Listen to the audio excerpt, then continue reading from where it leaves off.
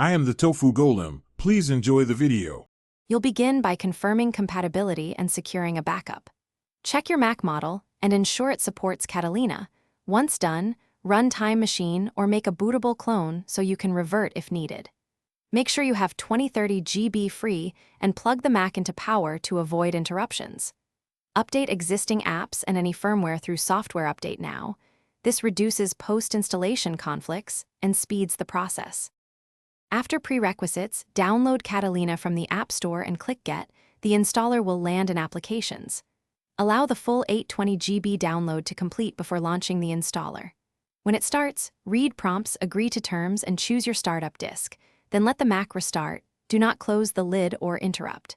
The installer runs several automated phases. Progress bars may pause during firmware updates, which is normal. Once finished, system setup screens will guide you through basic settings. When the installer finishes, sign in and run Software Update to fetch supplemental updates and app patches. Catalina enforces 64-bit apps, so update or replace any 32-bit software. If the Mac won't boot or behaves oddly, reset NVRAM and SMC, or boot into safe mode to isolate extensions.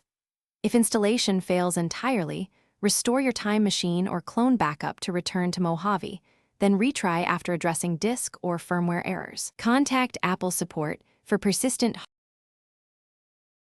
Thanks for watching. Consider subscribing if we helped you today.